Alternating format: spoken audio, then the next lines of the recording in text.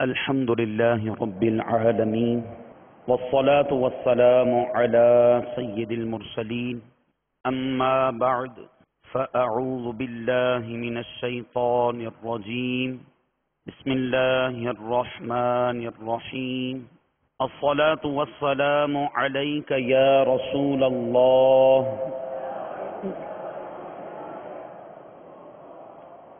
وعلى آلك وأصحابك يا حبيب الله الصلاة والسلام عليك يا نبي الله وعلى آلك وأصحابك يا نور الله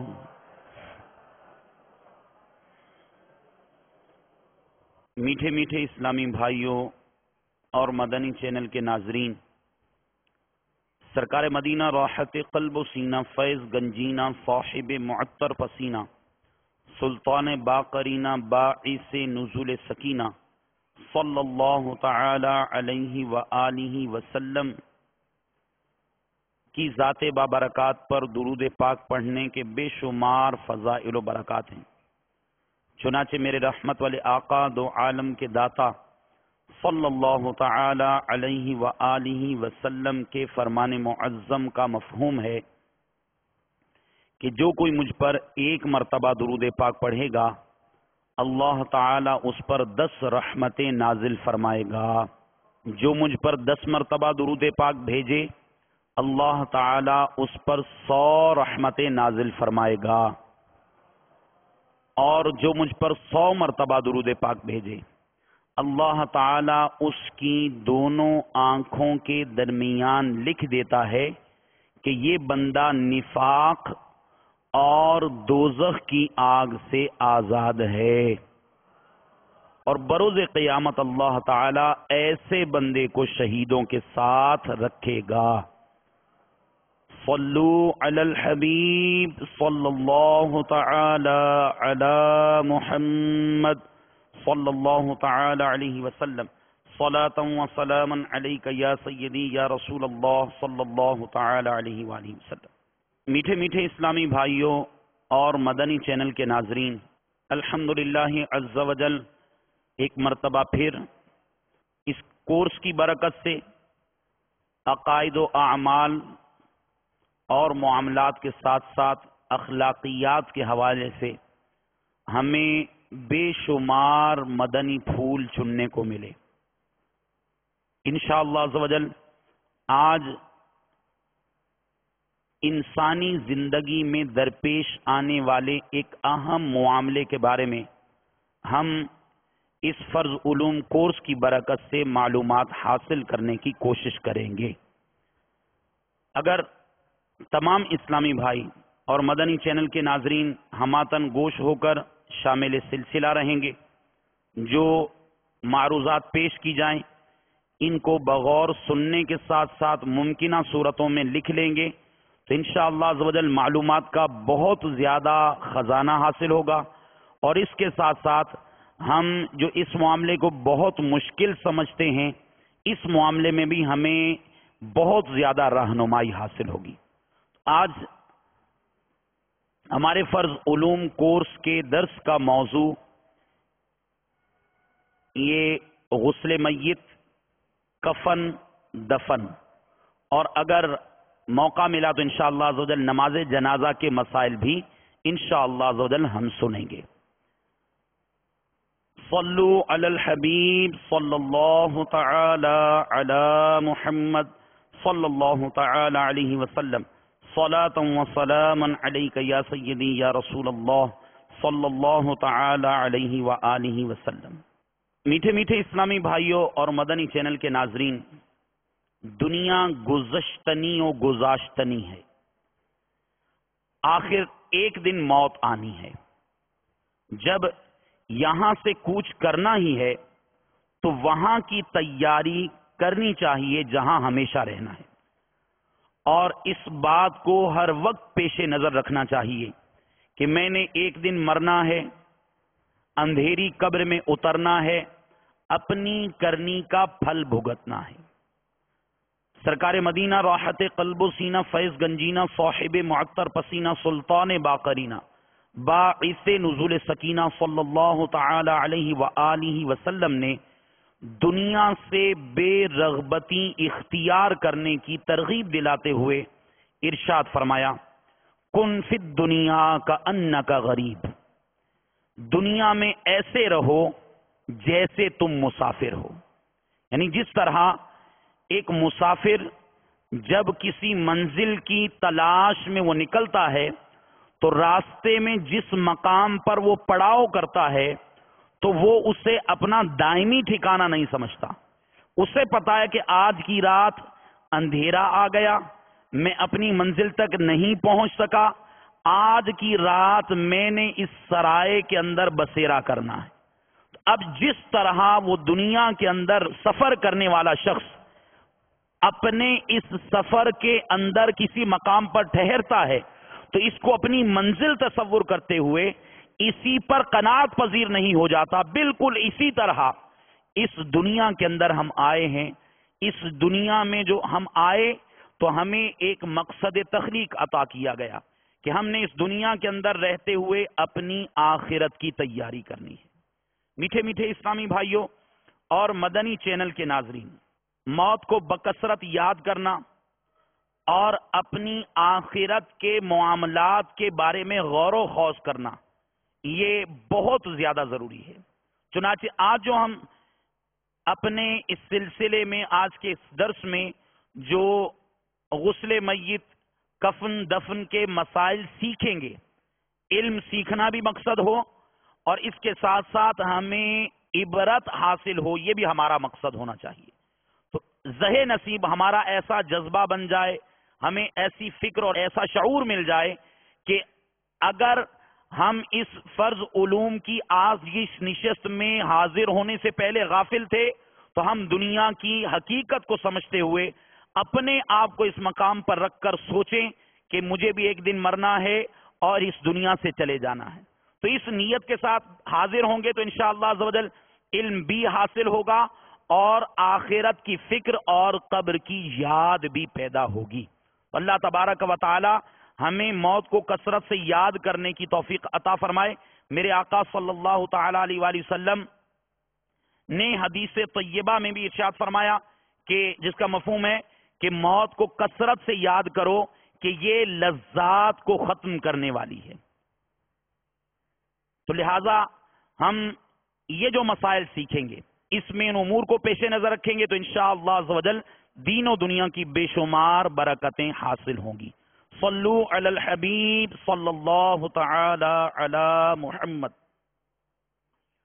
میٹھے میٹھے اسلامی بھائیوں، جب بھی کسی کی موت کا وقت قریب آئے اور علامات موت پائی جائیں، علامات سکرات پائی جائیں، نزعہ کی جو علامات ہیں وہ پائی جائیں، تو اب ہمیں اس مرنے والے کے ساتھ چند ایسے امور اختیار کرنے چاہیے جس میں اس دنیا سے جانے والے کے ساتھ بھلائی ہو۔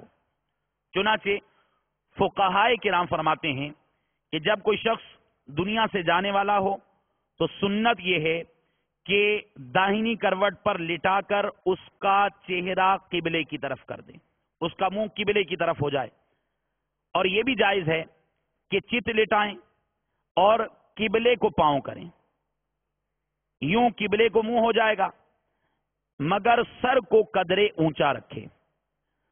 تو اب چونکہ مرتے وقت جو شخص دنیا سے جا رہا ہے اس کا چہرہ قبلے کی طرف ہونا یہ سعادت کے حصول کا سبب ہے، لہذا کوئی بھی ایسی صورت اختیار کی جائے گی کہ جس کی وجہ سے یہ قریب المرگ شخص کا چہرہ قبلے کی طرف ہو جائے۔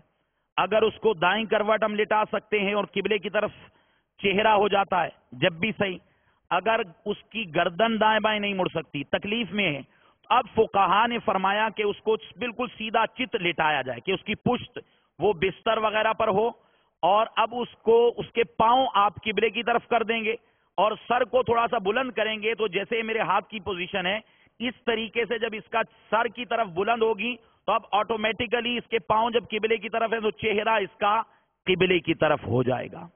اور اگر اس میں بھی دشواری ہے کہ وہ دقت محسوس کرتا ہے, اس کو کسی کروٹ دلانے میں یا اس طرح کرنے میں دقت محسوس ہوتی ہے, تو جس حالت پر ہے اسی پر چھوڑ دیں. ایک اہم مسئلہ اس حوالے سے جو عوام الناس میں بسا اوقات غلط رائج ہوتا ہے وہ کیا ہے کہ جب کوئی شخص دنیا سے جا رہا ہوتا ہے تو اسے کلمے کی تلقین کرنی چاہیے. یہ تو حکم شریعت ہے. اب وہ کلمے کی تلقین کی صورت کیا ہے؟ فقہا نے فرمایا کہ اس کو یہ نہ کہا جائے کلمہ پڑھو, بلکہ اس کے سامنے کلمہ طیبہ کا ورد کرنا شروع کر دیں. اس کی وجہ کیا ہے؟ وجہ یہ ہے کہ جب کسی شخص پر نزعہ کا عالم طاری ہوتا ہے تو اب چونکہ سکرات کی سختیاں بہت زیادہ ہوتی ہیں, حتیٰ کہ یہ کتب کے اندر فرمایا گیا کہ اگر مرنے والے شخص کو, اس کو فرشتوں نے جکڑ رکھا ہوتا ہے, اس کو پکڑا ہوتا ہے, اگر مرنے والے شخص کو فرشتے نہ پکڑیں نہ جکڑیں تو یہ شخص موت کی شدت کے باعث یہ وادیوں سے نکل کر جنگلات کی طرف بھاگ جائے.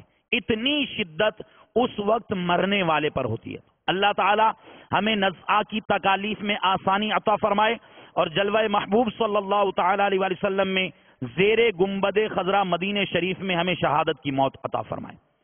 تو اب جب کسی شخص پر نزعہ کا عالم طاری ہو تو اسے یہ نہیں کہنا چاہیے کلمہ پڑھو, بلکہ کیا کرنا چاہیے, اس کے سامنے جتنے بھی اسلامی بھائی موجود ہیں وہ بلند آواز سے لا الہ الا اللہ محمد الرسول اللہ یہ کلمہ بار بار دہرائے, تاکہ بلند آواز سے کلمہ دہرائیں گے, اگر سختیوں کے باعث اس کو کچھ آزمائش ہو رہی ہے تو کلمہ اس کو یاد آ جائے.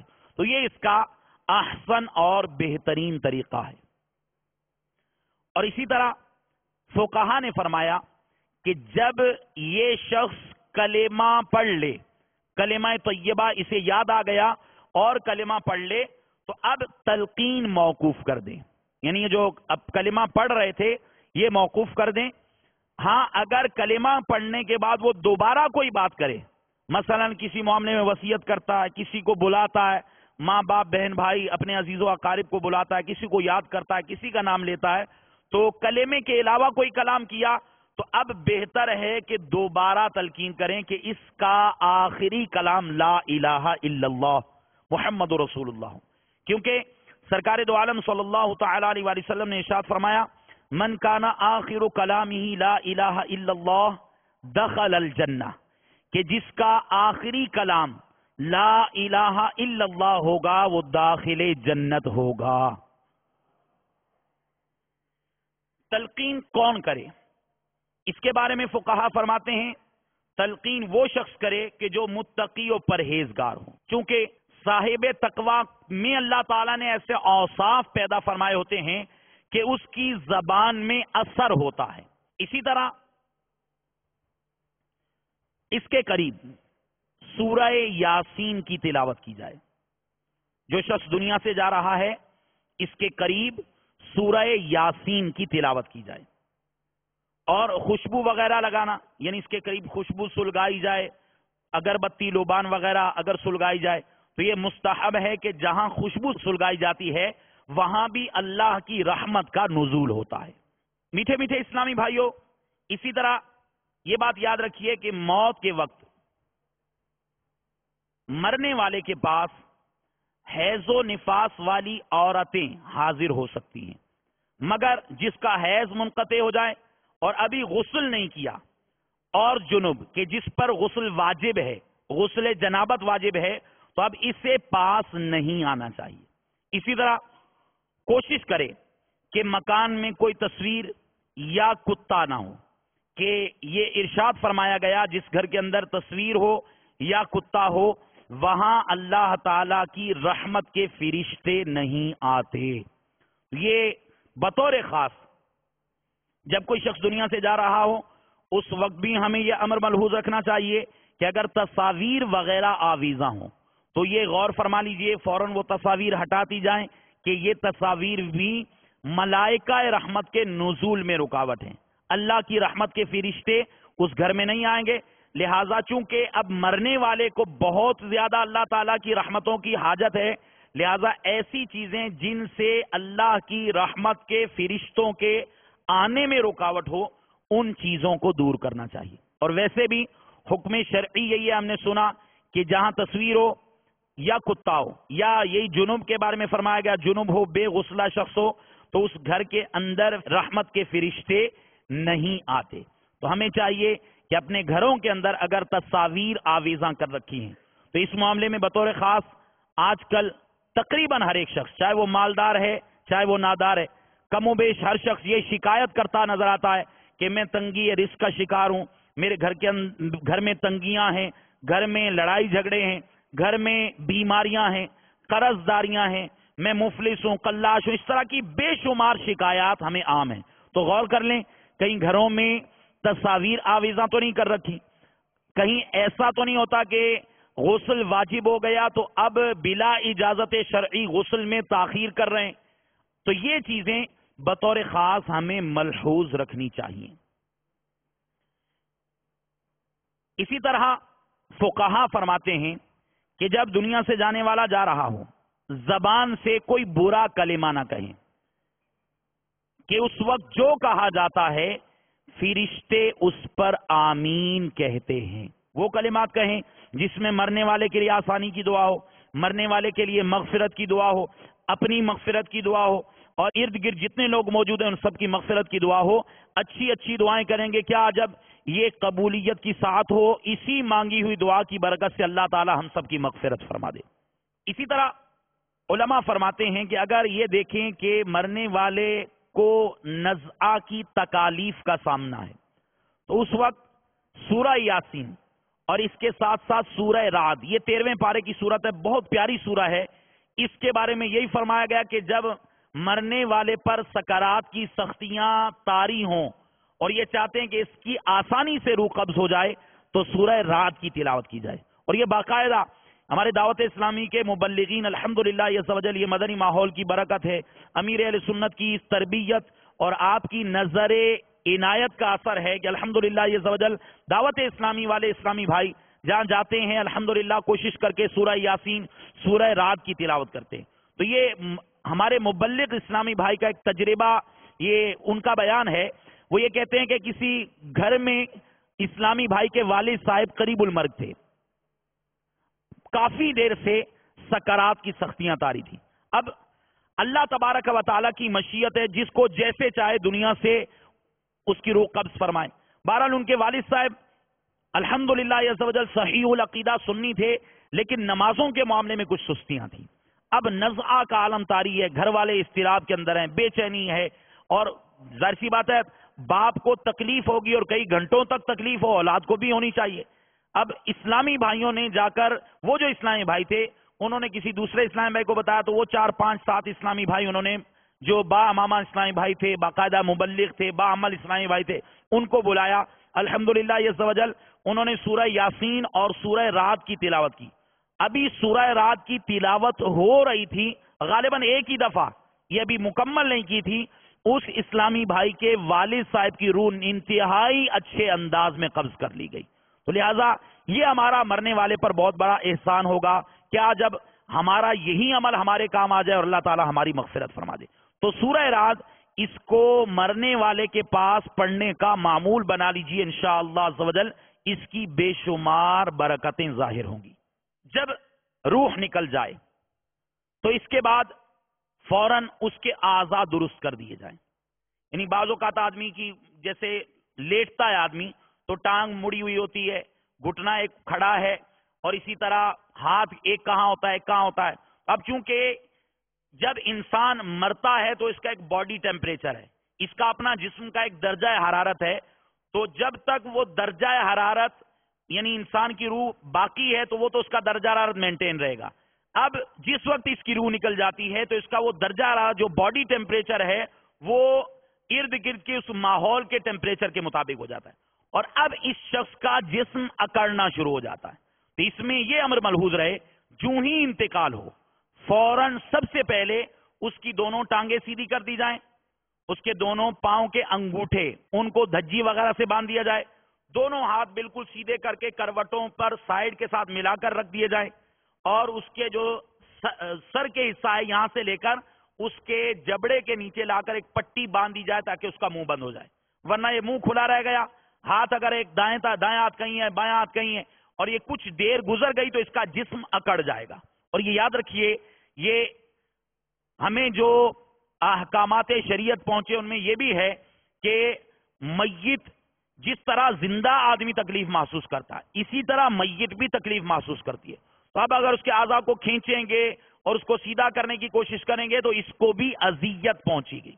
तो लिहाजा जो ही इंतकाल हो, ये बहुत अहम मदनी फूल है, जैसे ही इंतकाल हो सबसे पहले उसके आज़ा दुरुस्त कर दिए जाए, आज़ा सीधे कर दिए जाए, टांगे वगैरह सीधी कर दी जाए, बाजू जैसा कि अर्ज किया गया करवटों के साथ मिलाकर बिल्कुल सीधे कर दिए जाए।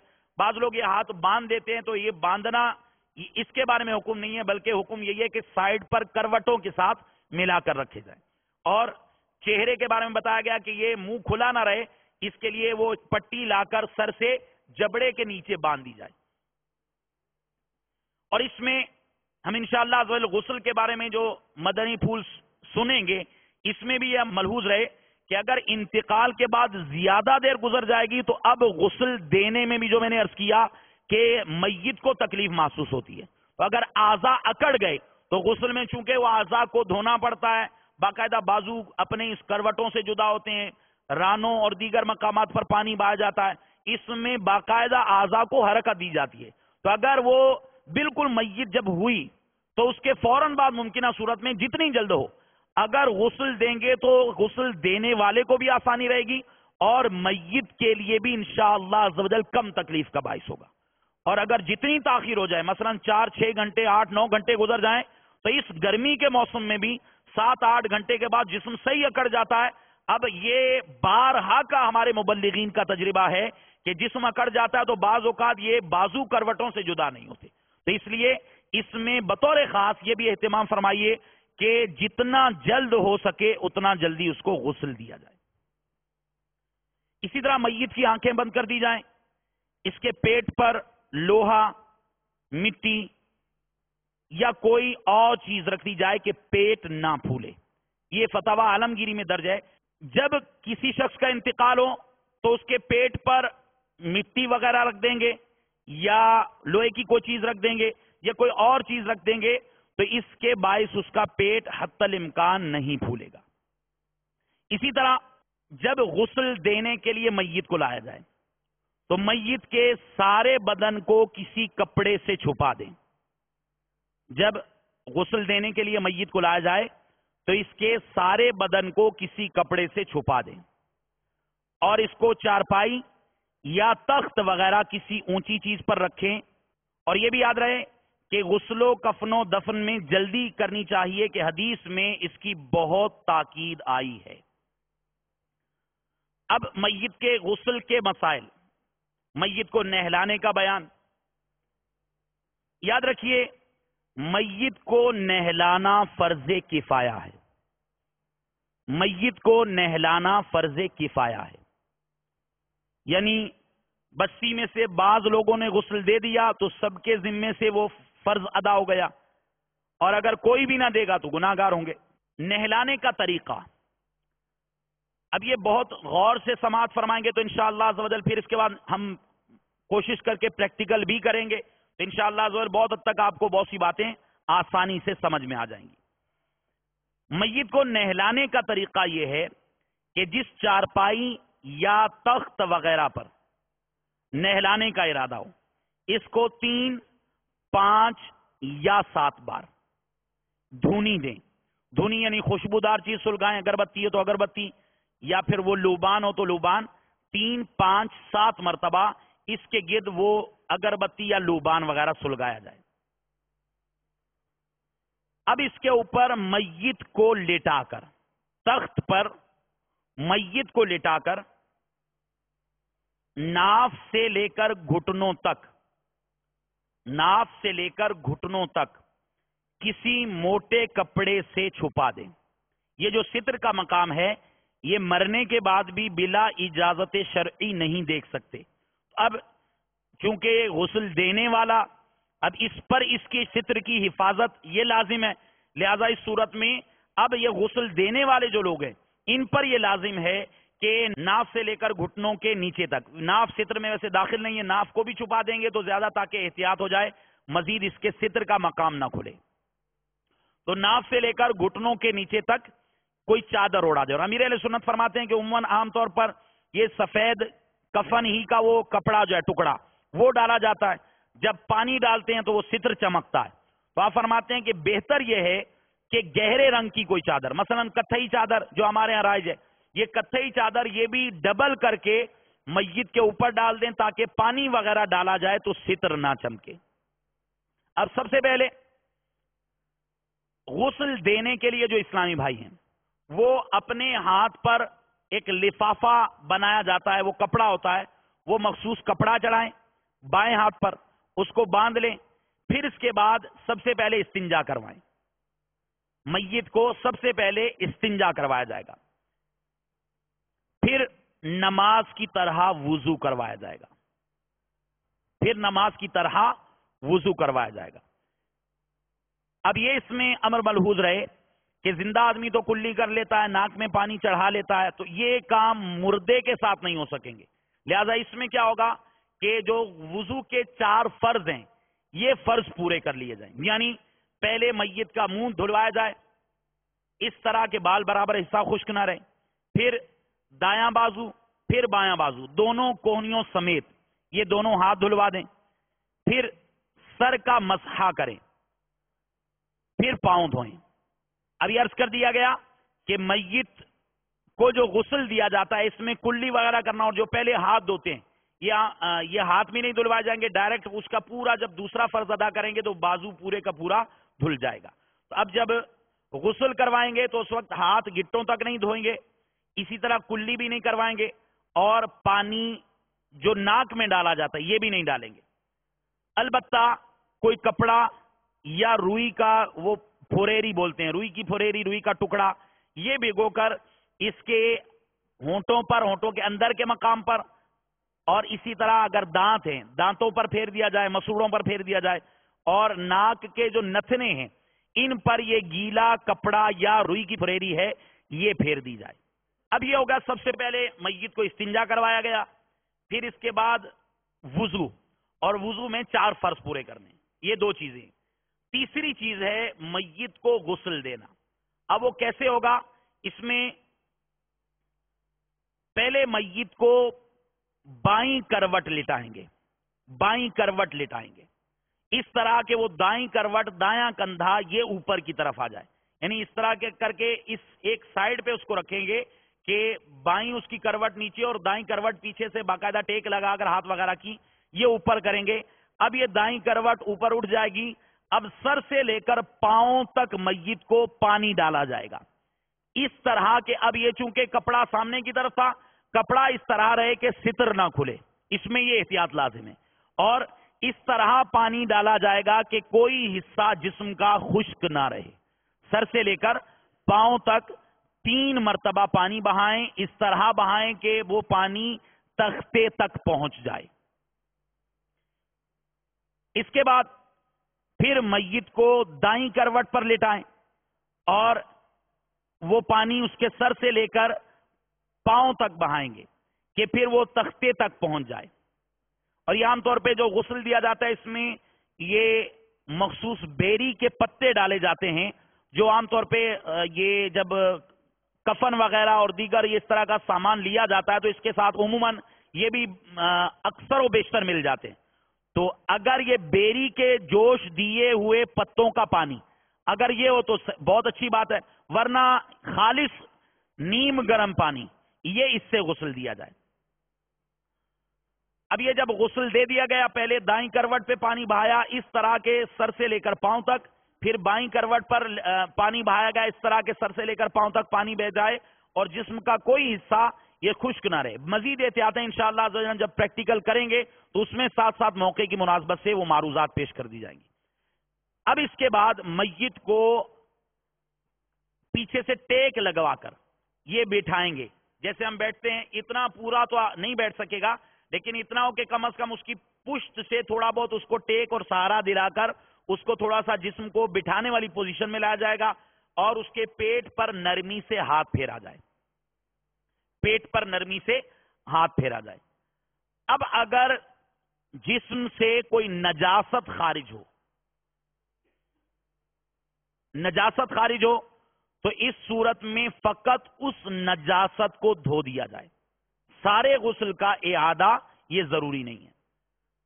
فقط اگر نجاست خارج ہو تو فقط اس نجاست کو بہا دیا جائے، اس کو بہا کر اس مقام کو، اس حصے کو پاک کر دیا جائے، سارے غسل کا اعادہ یہ ضروری نہیں۔ اس کے بعد اس کے بدن کو کسی پاک کپڑے سے، پاک تولیے وغیرہ سے پونچھ لیا جائے۔ پھر اس کے بعد میت کو اٹھا کر وہ کفن والے مقام پر رکھیں گے، اس کا بھی انشاءاللہ تفصیلی طریقہ ہم پریکٹیکلی دیکھیں گے۔ اس میں جو غور طلب بات ہے وہ یہ ہے، جو عرض کیا گیا بار بار، کہ اس میت کے جسم پر اس طرح پانی بہایا جائے کہ بال برابر حصہ بھی خشک نہ رہے۔ اب چونکہ یہ غسل میت یہ فرض کفایہ ہے، تو اب میت خود تو غسل کرنے سے عاجز، لہذا جو غسل دینے والے اسلامی بھائی ہیں ان پر یہ لازم ہے کہ جس طرح زندہ آدمی کے غسل میں احتیاطیں کی جاتی ہیں کہ بال برابر حصہ بھی خشک نہ رہے، تو ممکنہ حد تک کوشش کی جائے گی کہ بال برابر حصہ خشک نہ رہے۔ ایک مرتبہ سارے بدن پر پانی بہانا فرض ہے، ایک مرتبہ سارے بدن پر پانی بہانا فرض ہے، اور 3 مرتبہ سنت۔ جہاں غسل دیں مستحب ہے کہ پردہ کر لیں کہ سوائے نہلانے والوں اور مددگاروں کے دوسرا کوئی نہ دیکھے۔ نہلانے والا با طہارت ہو، یعنی اس نے وضو وغیرہ کیا ہو، نہلانے والا با طہارت ہو۔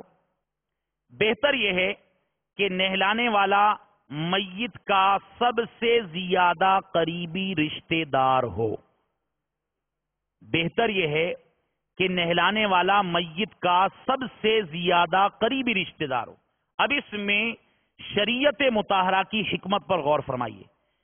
اگر باپ فوت ہو جائے تو بیٹا اس سے یقیناً محبت کرے گا، وہ باپ کو جب اس کو کروٹ دلائے گا بڑے پیار محبت سے، نرمی سے، جبکہ جو پروفیشنل غسال ہیں، جو عام طور پہ ہمارے ہاں جو بلا لیے جاتے ہیں تو بیچارے ہوتے وہ بھی غسل دیتے ہیں، لیکن وہ جو پیار ہے، محبت ہے، شفقت ہے، نرمی ہے، جو جذبہ ایک محبت کا ہے اور وہ اپنے کسی شخص کے بارے میں ہوتا ہے، وہ شاید وہاں پہ نہ پایا جائے۔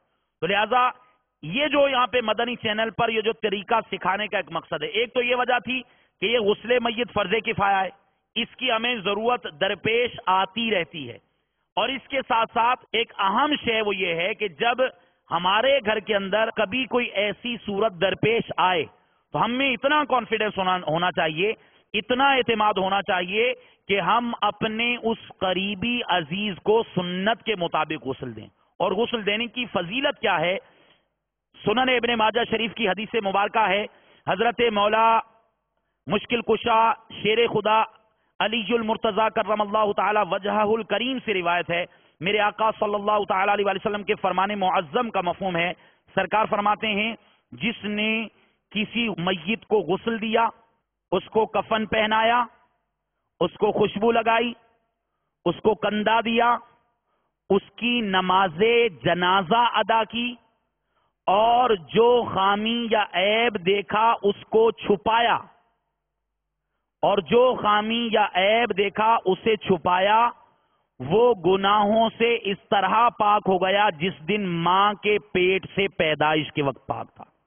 کتنی پیاری فضیلت ہے، یعنی اتنی پیاری فضیلت کہ ہم حصول ثواب کی نیت سے، رضائے الہی کی نیت سے اگر میت کو غسل دیں گے تو اللہ تعالی ہمارے گناہوں کو معاف فرما دے گا۔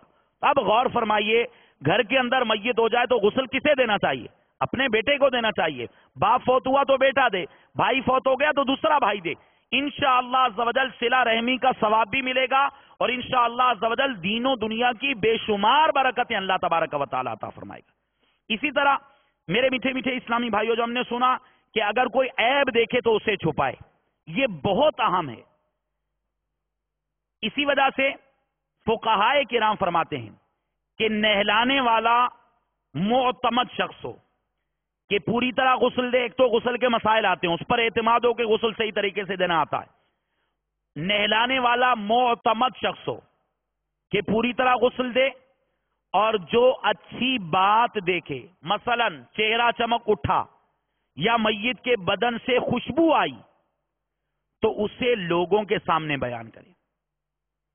مثلا چہرہ چمک اٹھا یا میت کے بدن سے خوشبو آئی تو اسے لوگوں کے سامنے بیان کرے. اور کوئی بری بات دیکھے، مثلا چہرے کا رنگ سیاہ ہو گیا یا بدبو آئی یا صورت یا اعضاء میں تغیر آیا، یا صورت یا اعضاء میں تغیر آیا، اعضاء کی حیت بدل گئی، تو اسے کسی سے نہ کہے. اور ایسی بات کہنا جائز بھی نہیں، اور ایسی بات کہنا جائز بھی نہیں کہ حدیث میں ارشاد ہوا اپنے مردوں کی خوبیاں ذکر کرو اور اس کی برائیوں سے باز رہو. اپنے مردوں کی خوبیاں ذکر کرو اور اس کی برائیوں سے باز رہو. اپنے مردوں کی خوبیاں ذکر کرو اور اس کی برائیوں سے باز رہو. اسی وجہ سے فقہا فرماتے ہیں کہ مستحب یہ ہے کہ جب غسل دیا جا رہا ہو تو چونکہ عام طور پر جو طبعی موت لوگ مرتے ہیں یا کوئی بیماری، اندرونی بیماری ہے، کینسر ہے، کوئی اور اس طرح کا مرض ہے، تو یہ جو اسلامی بھائی غسل میت کا جنہیں تجربہ ہے تو ان کو یہ شاید اس چیز کا مشاہدہ ہوگا کہ اللہ تبارک و تعالی ہم سب کے حال پر رحم فرمائے. بسا اوقات میت کے جو جسم ہے اس سے بدبو آتی ہے، یعنی پیٹ کے اندر کھانا تو ظاہر سی بات 2-4 گھنٹے میں سڑ جائے گا. اب میت کے وہ پیٹ کی طرف سے بدبودار ہوا سی خارج ہوتی ہے تو اس کی وجہ سے ارد گرد بدبو آتی ہے. تو اسی وجہ سے فقہا فرماتے ہیں کہ جب غسل میت دیا جائے تو مستحب یہ ہے کہ ارد گرد کوئی خوشبو سلگا لی جائے تاکہ اگر بدبو وغیرہ آئے بھی تو خوشبو اتنی غالب ہو کہ اس بدبو کا کسی کو پتہ نہ چل سکے. یعنی مرنے کے بعد بھی مسلمان کے عیب کو چھپانے کا شریعت مطہرہ اتنا اہتمام فرماتی ہے. اب اس سے ہمیں درس عبرت حاصل کرنا چاہیے کہ اپنے زندہ بھائیوں کے عیوب یہ ہم جو عموماً بیان کرتے ہیں غیبت و چغلی کی صورت میں، مسلمان بھائیوں کو ذلیل کرنے کی صورت میں، تو یہ شریعت مطہرہ کو کس قدر ناپسند ہوگا. اللہ تبارک و تعالی ہم سب کے عیوب کو جس طرح اس نے دنیا میں چھپائے رکھا، اللہ تعالیٰ میدان قیامت میں بھی اپنی شان ستاری کے صدقے ہمارے تمام عیوب کو چھپائے رکھے اور بلا حساب و کتاب ہمیں جنت الفردوس میں پیارے آقا صلی اللہ تعالی علیہ وآلہ وسلم کا پڑوس عطا فرمائے. صلو علی الحبیب صلی اللہ تعالی علی محمد صلی اللہ تعالی علیہ وسلم صلاۃ و سلام علیک یا سیدی یا رسول اللہ. میٹھے میٹھے اسلامی بھائیوں، یہ تو وہ غسل میت کے چند چیدہ مسائل تھے جو ہم نے سنے. اب انشاءاللہ عز و جل غسل میت کے بارے میں چند اہم مدنی پھول ہم پریکٹیکلی، چونکہ مسجد کے اندر موجود ہیں، غسل کے تمام معاملات ہم نہیں کر سکتے، جو جتنا ممکن ہو سکے گا کوشش کر کے ان احتیاطوں کے ساتھ انشاءاللہ عز و جل ہمارے اسلامی بھائی وہ مدنی پھول پیش کریں گے.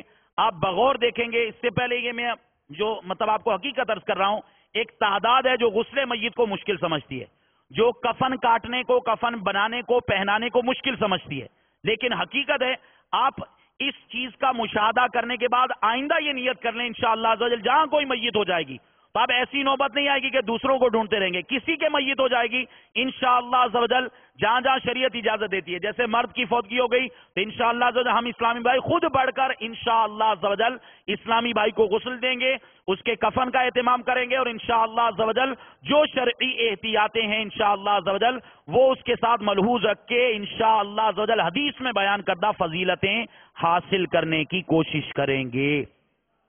بہت آسان طریقہ ہے. میرے شیخ طریقت امیر اہل سنت بانی دعوت اسلامی حضرت علامہ مولانا ابو بلال محمد الیاس ستار قادری رضوی دامت برکاتہم العالیہ قربان جائیے ان کی ذات پر کہ اس پر فتن دور میں جبکہ ماں باپ دنیاوی تعلیم کا اتنا اہتمام کرتے ہیں، میرا بیٹا دنیاوی اعتبار سے کہیں پیچھے نہ رہ جائے، میرے شیخ طریقت امیر اہل سنت نہ صرف یہ کہ ہمارے ایمان کی حفاظت کے لیے فکر مند رہتے ہیں بلکہ ہمارے اعمال میں ترقی اور ہمیں گناہوں سے بچانے کے لیے ہردم کوشاں رہتے. الحمدللہ امیر اہل سنت نے آپ کی مشہور مایہ ناز تالیف رسائل اطاریہ حصہ اول نماز کے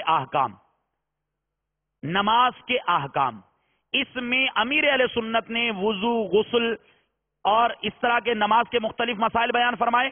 اور اس کے ساتھ ساتھ امیر اہل سنت دامت برکاتہم العالیہ نے اس میں ایک رسالہ امیر اہل سنت کا مدنی وصیت نامہ، یہ اس کے اندر رسالہ موجود ہے. اس میں غسل کے مسائل اور اس کے ساتھ ساتھ امیر اہل سنت نے ایسی پیاری وصیتیں فرمائیں، الوصایا من المدینۃ المنورہ، یہ 40 وصیتیں امیر اہل سنت نے اپنے متعلقین متوسلین کے بارے میں فرمائی. اور اس کے میں یہ روایت بھی بیان فرمائی، میرے آقا صلی اللہ تعالی علیہ وسلم کے فرمان کا مفہوم ہے کہ جو وصیت کر کے مرا وہ عظیم موت مرا، اور فرمایا کہ وہ شہادت کی موت مرا. اتنی بڑی فضیلت ہے. امیر اہل سنت نے اسلامی بھائیوں کی ترغیب کے لیے ایک تو اپنے بعد درپیش آنے والے مسائل کے بارے میں بھی فرمایا، اور اسلامی بھائیوں کی ترغیب کے لیے الحمدللہ اس میں وصیت نامہ تحریر کرنے کی گویا کہ ایک ترغیب بھی دلائی ہے. اور اس کے ساتھ ساتھ غسل میت کا بہترین طریقہ ارشاد فرمایا، بہت آسان طریقہ ہے. ایک دفعہ کسی مبلغ کے ساتھ آپ معاون کے طور پر شریک ہو جائیں، انشاءاللہ عز و جل آئندہ آپ کو اس معاملے میں کبھی مشکل نہیں ہوگی. یہ مدنی وصیت نامہ کے نام سے یہ رسالہ الگ سے بھی مکتبۃ المدینہ سے ملتا ہے. تمام اسلامی بھائی اور مدنی چینل کے ناظرین یہ رسالہ ضرور بالضرور حاصل فرمائیے. تو اس رسالے میں انشاءاللہ عز و جل جتنی معلومات پیش کی گئی یہ کم و بیش تمام معلومات اور اس سے بھی بہت زیادہ مدنی پھول الحمدللہ امیر اہل سنت نے اس رسالے میں تحریر فرمائی. ابھی انشاءاللہ عز و جل غسل میت کا عملی طریقہ انشاءاللہ عز و جل ہم سیکھنے کی کوشش کریں گے. صلو علی الحبیب صلی اللہ تعالی علی محمد. ایک دن مرنا گیا آخر موت ہے، کر جو کرنا ہے آخر موت ہے، جگہ جی لگانے کی دنیا نہیں ہے، یہ عبرت کی جا ہے، تماشا نہیں ہے. اس میں سب سے پہلے توجہ یہ رہے کہ پہلے تو عرض کیا گیا تھا جیسے ہی کسی شخص کی روح بدن سے جدا ہو تو سب سے پہلے یہ ہونا چاہیے کہ اس کے اعضاء سیدھے کر دیے جائیں.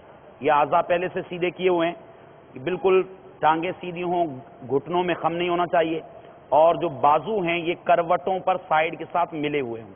بازو بھی اگر مڑے ہوئے ہوں گے اور تھوڑی دیر گزر جائے گی تو اب اعضاء سیدھے کرنے میں میت کو تکلیف ہوگی. پھر چونکہ میت کا چہرہ قبلے کی طرف ہونا یہ بہت بڑی سعادت ہے. یہ بار بار مدنی پھول اس لیے عرض کیا جا رہا ہے کہ جب کچھ دیر گزر جاتی ہے تو اعضاء اکڑ جاتے ہیں. اس میں ایک اور مدنی پھول جو اہم مدنی پھول یہ سمجھ میں آتا یہ ہے کہ جیسے ہی کسی کی روح نکلے تو فوراً سب سے پہلے جو اعضاء اپنے درست کیے اس کے ساتھ ساتھ اس کا چہرہ اس کے دائیں کندھے کی طرف کر دیا جائے. اس کا چہرہ اس کے دائیں کندھے کی طرف کر دیجیے. عموماً اسلامی بھائی دائیں اور بائیں کا فرق نہیں سمجھتے. آپ اگر میت کے سر کی طرف آ جائیں گے، اب سر کی طرف کھڑے ہوں، جس طرف آپ پہلا سلام پھیریں گے یہ آپ کا دائیں طرف آپ سلام پھیرتے ہیں یہ آپ کا دایاں کندھا ہے. میت کا بھی یہ دایاں کندھا ہے. آپ میت کا جو چہرہ ہے یہ دائیں طرف کریں گے تو یہ قبلے کی طرف ہو جائے گا. اور یہ میت کا چہرہ قبلے کی طرف ہونا یہ بہت بڑی سعادت کی علامت ہے. اللہ تعالی ہمیں بھی یہ سعادت عطا فرمائے. اب سب سے پہلے وہ پٹیاں باندھ دی گئی تھیں جو فوتگی کے فوراً بعد باندھی گئی. اب سب سے پہلے یہ پٹی کھولی جائے گی، اگر کھولنا ممکن ہو، ورنہ کاٹ دی جائے. اب جیسے یہ پٹی اتاری گئی، یہ اس کی گرہ اس طرح رکھی گئی ہے کہ اس کو آسانی سے کھولا جا سکے. جیسے فیتے کی یا تسمہ ہوتا ہے جوتے کا اس کی گرہ ہے، یہ کھول دیا گیا. اب اس کے بعد میت کے لیے جو کفن لایا جاتا ہے اس میں جو اہم مدنی پھول ہیں وہ یہ ہیں کہ عموماً بازار سے سلے سلائے کفن ملتے ہیں. تو یہ ہم میں سے ہر ایک اسلامی بھائی کو پتا ہے کہ عام طور پر یہ جو لوگ تجارت پیشہ ہیں، یہ عام طور پر اس طرح کے کام کرتے ہیں، تو اس میں ہوتا کیا ہے کہ سنت کے مطابق میت کے قد کے مطابق کفن ہو، یہ بہت مشکل ہے، تو اس میں کمی بیشی ہوتی ہے، تاکہ یہاں تک بھی دیکھا گیا ہے کہ کفنی ایک مخصوص شے ہے، وہ انشاءاللہ ہم اس کے بارے میں بھی سیکھیں گے۔ کفنی جو ہے وہ آگے سے تو گھٹنوں تک ہوگی اور پیچھے سے بسا اوقات یہ کمر تک ہوتی ہے، یہ حالت ہے، مطلب وہ اسی حالت میں کفن دیا بھی جاتا ہے۔ تو مسنون جو کفن ہے، اس کے حصول کے لیے بہترین طریقہ یہ ہے کہ تھان بازار سے لے لیا جائے، اور جیسے طریقہ عرض کیا جائے گا اس کے مطابق بآسانی آپ کفن تیار کر سکتے ہیں۔ تو سب سے پہلے جیسے میت موجود ہے، میت کے جسم سے وہ کپڑے وغیرہ الگ کیے جائیں گے، اس کے بعد میت کے بدن پر چادر ڈالی جائے گی۔ یہ سفید ٹکڑا تھا، لیکن جیسے ہم نے سنا ترغیب کے اندر کہ امیر اہل سنت نے ارشاد فرمایا کہ بہتر یہ ہے کہ کتھئی چادر یا ڈارک کلر کی چادر، اور وہ بھی ڈبل کر کے ڈالیں تاکہ جب پانی ڈالا جائے گا تو اس کے ستر کے اعضاء نہ چمکیں۔ میت کے ستر کے اعضاء کی حفاظت کرنا یہ جو غسل دینے والے ہیں ان پر لازم ہے۔ اب سب سے پہلے یہ اوپر کپڑا رکھ دیا گیا، اس کے بعد کپڑے اتارے جاتے ہیں میت کے، اس میں یہ رہے ازار، تو جیسے یہ شلوار ہے، پاجامہ، یہ تو بآسانی ہاتھ اندر داخل کر کے اس کو کھولا جا سکتا ہے اور آرام سے یہ نکل سکتا ہے۔ اب میت کی تکلیف یہ مقدم ہے، میت کو تکلیف کم سے کم ہو، اس صورت میں اس کا لباس اتارا جائے۔ اگر تو میت کے لباس اگر سیدھا اترنا ممکن ہو، اب مال ضائع نہ ہو، اس بات کو ہی ملحوظ رکھنا ہے۔ اگر لباس ویسے اتر سکتا اور اس میں کم تکلیف ہو، کم اذیت ہو، تو لباس صحیح اتار لیا جائے، وگرنہ اب بعض صورتیں جیسے ہمارے یہ آستین وغیرہ سلتے ہیں تو اس کے اندر یہ سلائی ہوتی ہے، اگر یہ شرعی احتیاطیں اگر آپ کر لیں تو زیادہ اس میں فائدہ ہے۔ تو اس میں جو آپ کی یہ سلائیاں ہیں، یہ اگر کوشش کریں گے تو یہ بآسانی ایک طرف کی سلائی اگر ادھیڑ دیں گے تو یہ کرتا آرام سے اتر جائے گا۔ تو یہ جب تک مال کو بچانا ممکن ہو اور میت کو ایذا بھی نہ پہنچ رہی ہو، تو اس صورت میں حتی الامکان، چونکہ یہ مال ہے، اور یہ بھی عام طور پہ کانسیپٹ پایا جاتا ہے کہ میت کے شاید کپڑے، اس میں کوئی واللہ علم کیا مصیبت ہے یا آفت ہے، یہ استعمال نہیں کیے جاتے، ایسا درست نہیں ہے، یہی لباس زندہ استعمال کر سکتے ہیں۔ میت کے لیے بطور خاص وہ لوٹے لائے جاتے ہیں، وہ بالٹی لائی جاتی ہے، وہ چیزیں لائی جاتی ہیں، اور گھر میں استعمال کو وہ نحوست سمجھا جاتا ہے، اس کی کوئی اصل نہیں ہے، بلکہ وہی آپ جو عام استعمال کے برتن ہیں، پاک برتن ہوں، آپ اسی برتن کو پاک رکھتے ہوئے استعمال کریں، اب اس کے استعمال میں کوئی حرج نہیں ہے، ناپاک ہو جائے تو اس کی پاکی کے لیے طریقہ کار ہے۔ تو سب سے پہلے جو عرض کیا گیا اس میں لباس اگر بآسانی بغیر نقصان کیے، بغیر میت کو تکلیف پہنچائے اتر سکتا ہے تو اس طریقے سے اتاریں گے، ورنہ میت کی تکلیف یہ مقدم ہے، اس کو تکلیف سے بچائیں گے۔ اگر لباس نہیں اترتا تو اب کاٹ کے میت کی آسانی کے لیے میت کا لباس اتارا جائے گا۔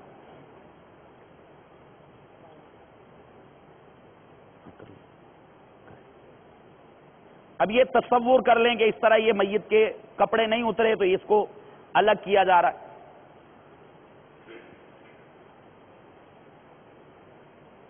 صلو علی الحبیب صلی اللہ تعالی علی محمد۔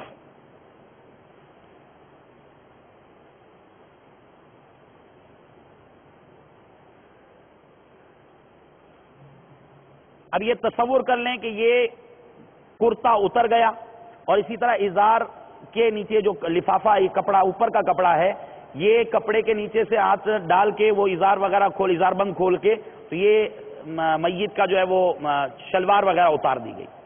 اس کے بعد جو کفن کے لیے کپڑا لایا جاتا ہے، اس کپڑے کے کاٹنے کا مخصوص انداز ہے، یہ ایک لفافہ ہے، یہ وہی بالکل سیدھا کپڑا ہے، اس کو جب ہم نے کاٹا تو اس کا انداز ملاحظہ فرما لیجئے، یہ کونے پہ آپ اس انداز پہ ہاتھ اپنا رکھ کے جتنا آپ کے ہاتھ کا سائز ہے اتنا آپ نے، یہ پورے کا پورا یہ چوڑائی میں کپڑا ہے، اب اتنا جتنا آپ کا ہاتھ کا سائز ہے اتنا آپ ہاتھ کا سائز رکھ کے اس کو یہاں سے کاٹیں گے کپڑے کو، یہ بالکل ایسے ہی کٹا ہے، اس کو یہاں سے کاٹ کے اس کو ڈبل کر لیا، اب یہ اس طریقے سے سائیڈوں سے اس کے سلائی ہو گئی تو یہ لفافہ بن گیا۔ یہ لفافہ وہ ہے جو غسل دیتے ہوئے ستر پر ہاتھ نہ لگے، اس کے لیے تیار کیا گیا، یہ اتنا ہو کہ کم از کم آپ کی کلائی تک آ جائے، پھر اوپر سے اس کو یہ کسی دجی وغیرہ سے باندھ دیا جائے۔ اب سب سے پہلے میت کو استنجا کروایا جائے گا۔ اس میں طریقہ کار یہی ہے کہ غسل دینے والا بائیں ہاتھ پر یہ لفافہ چڑھا لے گا، اور اس کے بعد میت کی ٹانگوں کی ہیئت ایسی کی جائے گی کہ جیسے کپڑا ہے تو کپڑے کے اندر سے ستر کے مقام تک ہاتھ پہنچ سکے۔ اس طریقے سے کپڑے کے اندر سے ہاتھ ڈال کر، بعض اوقات ٹانگ کو تھوڑا سا اٹھانا بھی پڑتا ہے تاکہ جو پیچھے کا مقام ہے تھوڑا سا وہ ستر تھوڑا سا اس پوزیشن میں آ جائے کہ وہاں تک ہاتھ پہنچے، اور اس کو باقاعدہ اوپر سے پانی ڈالنے والا ایک اسلامی بھائی جو معاون ہے وہ پانی ڈالتا رہے گا، اور اس طرح پانی اندر جائے گا تو یہ اس طریقے سے میت کو یہ استنجا کروایا جائے گا۔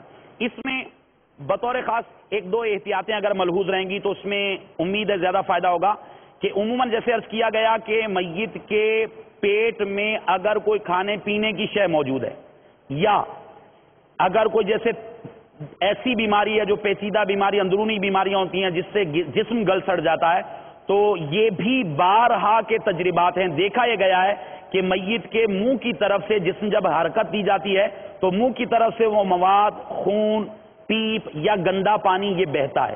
اس سے بھی ظاہر سی بات ہے وہ ایک عیب ہے، اس ایک عیب تھا ظاہری عیب بدبو وغیرہ، اس سے بچانے کے لیے اگربتیاں سلگائیں۔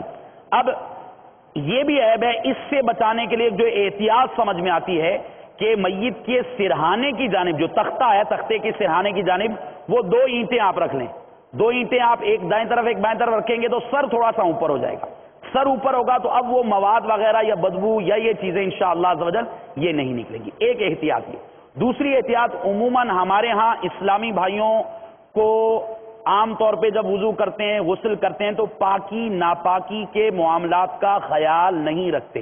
یہ یاد رکھیے، پاکی ناپاکی کے مسائل کا سیکھنا ہم پر فرض ہے، اور ہر وہ احتیاط کہ جس کی وجہ سے مثال کے طور پر اگر بے احتیاطی کے باعث جسم ناپاک ہو رہا تھا، بے احتیاطی کے باعث کپڑے ناپاک ہو رہے تھے، بے احتیاطی کے باعث کوئی پاک چیز ناپاک ہو رہی تھی، تو اب ہمیں اس کی اہمیت اور قدر کے مطابق احتیاطی تدابیر اختیار کرنا بعض اوقات فرض ہوتا ہے اور بعض اوقات واجب ہوتا ہے۔ اب جو اسلامی بھائی غسل دے رہے ہیں تو جو معاون ہے اس اسلامی بھائی کو آپ مخصوص کر دیں کہ یہ ایک ہاتھ سے مطلب وہ مگ سے پانی وغیرہ جب ڈالے تو وہ پانی ڈالنے کے بعد وہ نہ مگ کو نیچے رکھے نہ اس کو کہیں اور ایسی جگہ لگنے دے کہ جس کی وجہ سے کوئی ناپاکی کے قطرات وغیرہ اس بالٹی کے اندر جائیں۔ پہلی احتیاط یہ۔ دوسری احتیاط یہ ہے کہ جب پانی عام طور پہ گرم کیا جاتا ہے، وہ بیری کے پتوں والا پانی، جب یہ نارمل کنڈیشن میں آتا ہے تو اب اس کیا کیا جاتا ہے، اگر وضو نہیں ہے، ہاتھ دھلے ہوئے نہیں ہے تو پانی چیک نہیں کر سکتے، پانی مستعمل ہو جائے گا۔ تو اس لیے جو اسلامی بھائی غسل میں معاونت کر رہا ہے اس کو سب سے پہلے باوضو ہونے کے لیے آپ کہیں وضو کا مشورہ دیں، وضو کر لیا تو اب اس کے بعد ان کو کہیں کہ آپ کا کام فقط یہ مگ ہاتھ میں رکھنا اور بالٹی کے پاس رہنا ہے، آپ مگ سے لوٹے کے اندر پانی ڈالتے رہیں گے اور لوٹا اتنا بالٹی سے دور رکھا جائے، بعض اوقات جسم سے نجاست خارج ہوتی ہے اور کسی ضرورت کی بنا پہ بسا اوقات احتیاط اس میں بھی کریں کہ جس لوٹے سے آپ غسل دے رہے ہیں اس کو بھی نیچے نہ رکھیں۔ یہ اسلامی بھائی پانی دے رہے ہیں، پہلے سب سے پہلے استنجا ہوا، اب جیسے انہوں نے اپنے دوسرا معاون ہے وہ ایک اسلامی بھائی غسل دے رہا ہے، ایک اسلامی بھائی پانی مطلب لوٹے کے اندر ڈال رہا ہے، اور ایک اسلامی بھائی معاونت کرتے ہوئے پانی ساتھ ساتھ بہائے گا۔ اب سب سے پہلے استنجا ہو گیا، استنجا کے بعد یہ جو دھجی ہے بعض اوقات امکان یہ ہے کہ یہ نجس ہو جائے گی، اگر نجس ہو گئی کوئی ایسی صورت ہے تو اب یہ ساتھ میں ایک ایسا ڈسٹ بن وغیرہ یا ایسا شاپر آپ رکھیں جس کے اندر یہ دھجیاں آپ ڈالتے جائیں۔ اب یہ استعمال اس کا ہو گیا، یہ ڈال دیا اندر، اب اس کے بعد اپنے ہاتھ اچھے طریقے سے نیچے کر کے دھو لیں، ہاتھ دھونے کے بعد اب نماز کی طرح وضو کروایا جائے گا۔ تو وضو کے اندر کیا ہے، سب سے پہلے وضو کے 4 فرض ہم نے سیکھے ہیں، وہی 4 فرض پورے کیے جائیں گے۔ تو سب سے پہلے اب یہ ان کا چہرہ ہے، چہرے پر ایک اسلامی میں پانی ڈالیں گے اچھی طرح اور نرمی سے محبت اور شفقت کے ساتھ یہ ملتے ہوئے گویا پورا ان کا چہرہ دھو رہے ہیں، اس طریقے سے کہ پیشانی کے بال جہاں عادتاً جمتے ہیں وہاں سے لے کر ٹھوڑی کے نیچے تک ایک کان کی لو سے دوسرے کان کی لو کے درمیان اس پورے حصے پر اچھی طرح آپ نے پانی بہانا ہے۔ یہ پانی بہ گیا، اس کے بعد یہ پہلا فرض ادا ہو گیا۔ اس کے بعد اب دوسرے فرض ہے دونوں بازو کوہنیوں سمیت دھونا۔ پہلے دایاں بازو دھلے گا، وہی دایاں بازو جس طرف چہرہ ہے میت کا، اب یہ دایاں بازو جس طرح وضو میں دھوتے ہیں بعینی وہی طریقہ ہوگا، آپ انگلیوں کے پوروں سے دھونا شروع کریں گے، یہ نرمی سے پانی ڈال رہے ہیں اور نرمی کے ساتھ یہ انگلیوں کا خلال وغیرہ کرتے ہوئے اچھے طریقے سے کوہنیوں سے اوپر، یہ آدھی جو آپ کا یہ کوہنیوں کے اوپر کا حصہ آدھا بازو یہاں تک دھو لیں اس کو، 3 مرتبہ اس کو دھو لیا جائے۔ پھر یہ دوسرا بایاں بازو، اس کو بھی اسی طرح دھوئیں گے۔ یہ پانی بہتے پانی کے حکم میں، تو اگر آپ نے 1 مرتبہ بھی دھو لیا تو یہ 3 مرتبہ دھونے کے قائم مقام ہے، تو اس پہ اچھی طرح پانی بہا لیں کہ کوئی حصہ خشک نہ رہے۔ یہ دوسرا فرض ادا ہو گیا۔ اس کے بعد تیسرا فرض ہے چوتھائی سر کا مسح کرنا، تو سر کو آپ اچھی طرح پانی ڈالتے ہوئے، وہ یہ تصور کریں پانی ڈالا جا رہا ہے، اچھی طرح پانی ڈالنے کے بعد یہ سر دھل گیا، سر کا مسح ہو گیا۔ پھر اس کے بعد چوتھا فرض ہے دونوں پاؤں ٹخنوں سمیت دھونا۔ اب یہ دونوں پاؤں اچھے طریقے سے پانی ڈالتے ہوئے جو سنت طریقہ ہے اس کے مطابق دونوں پاؤں یہ دھو لیے جائیں گے، یہاں تک یہ دونوں پاؤں یہ ٹخنوں سمیت دھل گئے، آدھی پنڈلی تک دھو لیں تو یہ زیادہ بہتر ہے۔ امید ہے یہاں تک تو سب کو سمجھ میں آ گیا ہوگا۔ سب سے پہلے کیا کرنا ہے، جو احتیاطیں عرض کی گئی وہ احتیاطیں ملحوظ رکھنی ہے۔ میت کو استنجا کروانا ہے، پھر اس کے بعد نماز کی طرح وضو کروائیں گے، اس میں سب سے پہلے چہرہ، دونوں بازو، سر اور پھر یہ جو پاؤں، یہ 4 چیزیں ہیں۔ 3 چیزوں کا دھونا اور 1 چیز کا مسح کرنا یہ فرض ہے۔ اس میں چونکہ کلی نہیں ہے، ناک میں پانی ڈالنا نہیں ہے، اسی طرح یہ پونچے وغیرہ دھونا نہیں ہے، اس میں کیا کریں گے کہ اگر روئی وغیرہ یا گیلا کپڑا ہے، یہ روئی گیلی کر کے جیسے یہ پانی روئی پہ لگا کے اچھی طرح یہ ان کے ہونٹوں کے وہ حصے جو ملے ہوئے اور اندر دانت وغیرہ یا مسوڑے، اس کو اچھی طرح کر لیا جائے۔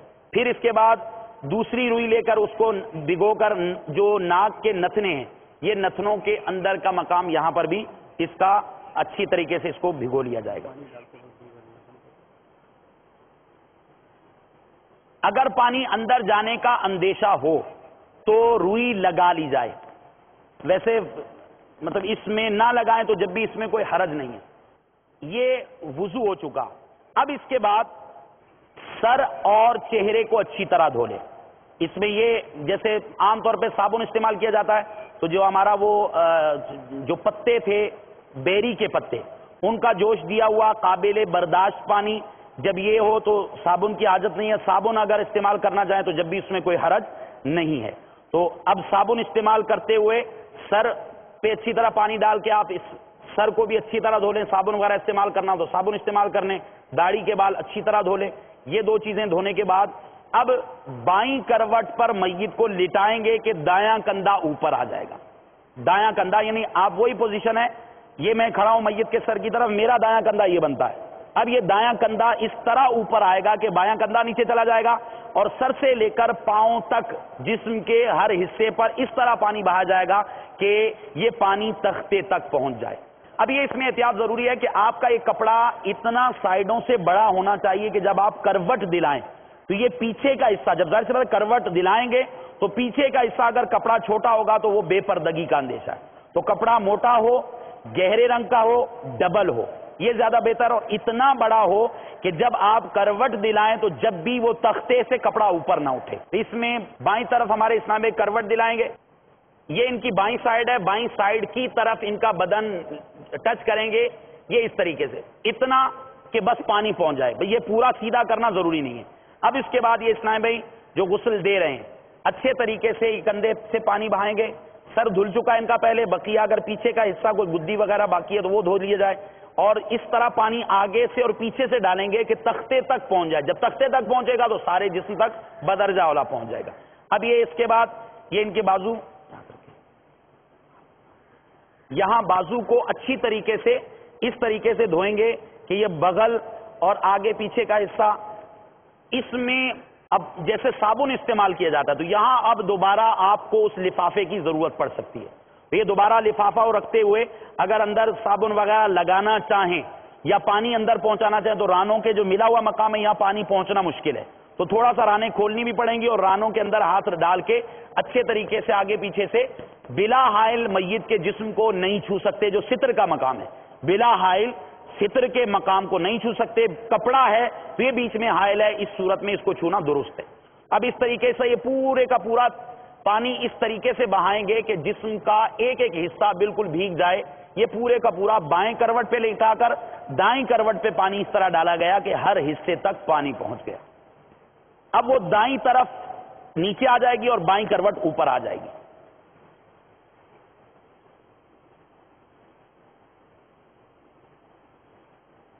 اب یہ ہمارے اسلام بھائی یہ دیکھیں کپڑا آپ کو نظر آ رہا ہوگا اسکرین پر. کپڑے کی یہ کیفیت ہے کہ کپڑا یہ میت کے تختے پر رہے. اس کے بعد آپ نے وہی اسی طریقے سے کندھے کی طرف سے پانی بہانا شروع کرنا ہے, اس طریقے سے سر سے بائیں کندھے سے بائیں, اس طریقے سے کہ ہر حصہ اچھی طرح دھل جائے. اور اس کے بعد یہ بازو اچھے طریقے سے دھلیں گے, بازو کے ساتھ ساتھ یہ بغل اور یہ پیچھے پشت پہ اچھی طرح پانی بہائیں گے. اگر حاجت ہے تو پھر وہی کپڑا ہاتھ پر چڑھا کر, لفافہ ہاتھ پر چڑھا کر پھر ہی ستر کے مقام کو ٹچ کر سکتے ہیں. تو اس طرح یہ اچھے طریقے سے ایسے کرتے ہوئے پھر ٹانگیں اٹھا کر رانے تھوڑی سی کھول کے اچھے طریقے سے پانی بہاتے ہوئے ہاتھ سے ملنا ہے حتیٰ کہ یہ پورے کا پورا جسم دھل جائے. صلو علی الحبیب صلی اللہ تعالی علی محمد صلی اللہ تعالی علیہ وسلم صلاۃ و سلام علیک یا سیدی یا رسول اللہ. یہ پورے کا پورا غسل ہو گیا.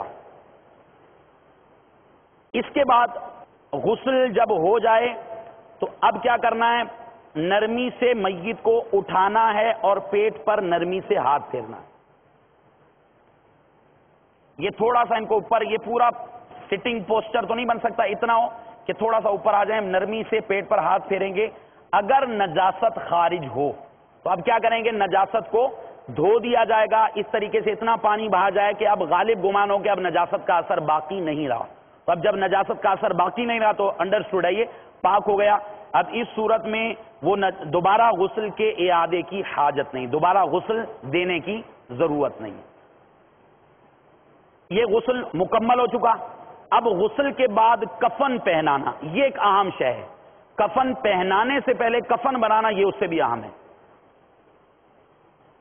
عموماً جو ہمارے یہاں مارکیٹس میں کفن ملتے ہیں, کپڑے ملتے ہیں, اس میں یہ بھی یاد رکھیے گا کفن کی کیفیت کیا ہونی چاہیے, کفن کس طرح کا ہونا چاہیے. فقہائے کرام فرماتے ہیں کہ کفن وہ بہتر ہے, وہ کفن مستحب ہے کہ جو مرد جمعہ اور عیدین کو جو کپڑا پہنتا تھا اس کپڑے کا کفن مستحب ہے. یعنی ظاہر سی بات ہے جمعے کو اور عیدین کو آدمی اچھے کپڑے پہننا پسند کرتا ہے, اچھی کوالٹی کے کپڑے پہننا پسند کرتا ہے. تو جو کپڑا وہ اس کیفیت میں پہنتا تھا وہی کپڑا پہنا جائے, اس لیے کہ سرکار دو عالم صلی اللہ تعالی علیہ وسلم کے فرمان کا مفہوم ہے کہ اپنے مردوں کو اچھے کپڑوں میں کفناؤ, اس لیے کہ مردے یہ اچھے لباس کے سبب دوسروں پر فخر کرتے ہیں. تو اس چیز کو بھی مردے ایک دوسرے میں محسوس کرتے ہیں. تو اب وہ کپڑا ہو جو اچھا. عورت کے لیے وہ لباس کے جو عورت میکے پہن کر اپنے والدین کے یہاں پہن کر جانا پسند کرتی ہے تو ایسا لباس ہو. اب بہتر جو ہے وہ مستحب یہ ہے کہ سفید لباس ہونا چاہیے. اس کے بارے میں سرکار دو عالم صلی اللہ تعالی وسلم نے حدیث طیبہ میں یہ ترغیب بھی دلائی کہ اپنے مردوں کو سفید کپڑے میں کفناؤ. تو اب یہ بہتر یہ ہے کہ سفید کپڑا ہو. اب عموماً ہمارے یہاں مارکیٹ میں جو کپڑے ملتے ہیں وہ چھوٹے عرض کے بھی ملتے ہیں. اس کا عرض بعض اوقات اب تو شاید 1 گز رہ گیا ہے, 1 گز عرض والا بھی ہے. اب یہ ہمارا چوڑے عرض کا یہ ہم نے کپڑا اسپیشلی منگوایا ہے. اب یہ کم و بیش میں رکھتے 1.5 گز ہے, شاید 1.5 گز ہے یا اس سے زیادہ, پونے 2 گز ہوگا شاید. تو اب اتنا چوڑا کپڑا ہوگا تو اس میں آپ کو سلائی کی ضرورت نہیں پڑے گی. یہ اہم چیز ہے. تو اگر آپ جب بھی خدا نہ خواستہ ضرورت ہو, حاجت ہو, تو کفن سینہ عام طور پہ لوگ اسے مشکل سمجھتے ہیں, مشکل نہیں ہے. اگر کپڑا زیادہ چوڑا لے لیں گے تو اس میں آپ کو آسانی رہے گی, اس میں درمیان میں سلائی کی حاجت نہیں. اور یہ آپ فرض کر لیجئے کہ کپڑا یہ کم عرض والا ہے, بالفرض ہمارا تو عرض پورا ہے, آپ بھی بڑے عرض والا کپڑا ہی لیجئے. بالفرض اس کا عرض پورا نہیں ہے, جیسے اتنا عرض ہے. اب آپ کیا کریں گے, 2 کپڑے آپ نے درمیان میں جو ہماری یہ لائن ہے اس لائن والے حصے سے بیچ میں سے سلائی کر لینے, کوئی مشکل نہیں ہے. یہ 2 چادریں ہوں گی, یہ 2 چادریں بیچ میں سے سلائی ہو جائیں گی, وہی جب کھلے گا تو یہ ہمارا پورے کا پورا وہ کفن کا ہی کپڑا بن جائے گا. امید ہے یہ سمجھ میں آ گیا ہوگا سب کو. اب سب سے پہلے میت کا جو سائز ہے وہ لیں گے, اس میں دھاگے وغیرہ سے یا کسی بھی چیز سے, یا ایک اندازہ ہے 6 فٹ, تو آپ 6 فٹ لے لیں. دھاگے وغیرہ سے میت کے سر سے لے کر پاؤں تک ایک دھاگے سے میت کا قد ناپ لیں. وہ قد ناپنے کے بعد آپ نے بالفرض یہ ایک اندازے کے لیے عرض کر رہا ہوں, یہ دیکھیے جیسے ہمیں میت کے قد کا اندازہ کرنا ہے. اب یہ میت کا قد ہے. اب اتنا ہم نے قد، تھوڑا سا آپ چاہیں تو ایک دو انچ زیادہ فالتو رکھ لیں، اس میں کوئی حرج نہیں ہے. اب یہ اتنا میت کا سائز ہے. یہ دوسرا کپڑا ہے، یا جو ہم نے سمجھے کہ اس کا سائز لینے کے لیے لیا. اب تھوڑا سا اس سے فالتو کر لیں 2 انچ، تاکہ وہ میت کا پورا سر سے لے کر پاؤں تک یہ بدن چھپ جائے. یہ ایک کپڑا ہو گیا. اب یہ مثلا سائز لیا گیا جو میت کے سر سے لے کر پاؤں تک ہے، یہ کہلاتا ہے ازار.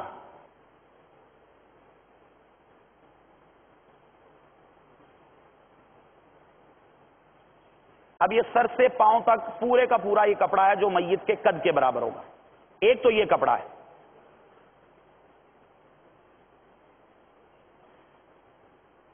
ابھی آپ کا کپڑا بالفرض اگر کم عرض والا ہے تو 2 کاٹیں گے، ایک آپ نے کاٹا، پھر اسی کے برابر دوسرا رکھ کے کاٹیں گے اور بیچ میں سے اس کی سلائی کر لیں گے. یہ سمجھ میں آ گیا؟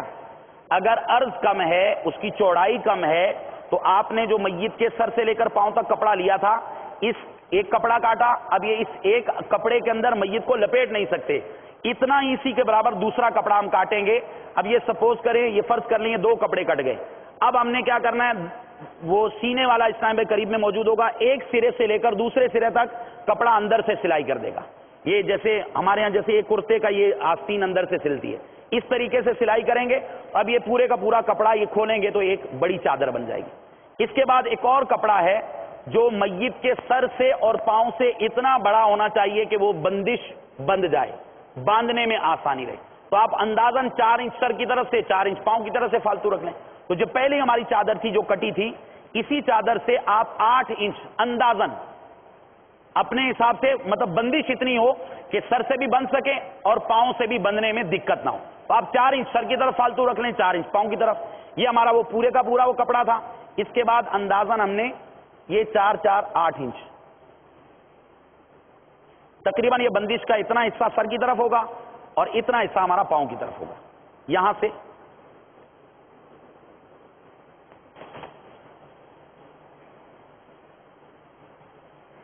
اب یہ 2 چادریں ہیں. ایک وہ چادر ہے جو میت کے قد سے بڑی ہے، اتنی بڑی کہ جو باندھنے میں آئے گی. ایک وہ چادر ہے جو میت کے سر سے پاؤں تک. اب یہ تیسرا کپڑا وہ ہے کہ جیسے ہی ہمارا کرتا ہے بالکل سیم وہی کرتے کا انداز ہوگا، لیکن یہ جیسے کرتے کے چاک ہیں، یہ چاک نہیں ہوں گے. آپ یہ فرض کر لیں یہ کرتا ہے اور کرتے کی یہ سلائیاں نہیں ہیں اور یہ بازو نہیں ہے. اتنا کرتا پیچھے سے آئے گا اور بیچ میں سے گلا بنے گا اور آگے بھی آدھی پنڈلی تک ہو، یہ بہتر ہے. تو یہ بالکل سیم ہمارے کرتے والی طرز ہے. اس کو قمیص بھی کہتے ہیں، کفنی بھی کہتے ہیں. تو قمیص کتنی ہوگی، کفنی؟ آپ نے میت کا جو سر کا حصہ ہے یہ یا تو آپ ناپ لیں، کندھے سے لے کر آپ آدھی پنڈلی تک کسی کپڑے سے ناپ لیں، دھاگے سے ناپ لیں. اب یہاں سے آدھی پنڈلی یہاں تک آ رہی ہے. اب یہ کپڑا ہوگا جو نیچے سے آئے گا اور گلا بنے گا بیچ میں. میت میں مرد کا گلا وہ کندھے کی طرف کاٹا جاتا ہے. اب یہ دوسرا کپڑا اس کے اوپر آ جائے گا. جیسے یہ دیکھیے یہ ان کا یہاں سے لے کر یہاں تک آ رہا ہے آدھی پنڈلی. اب اس کو ڈبل کر لیں.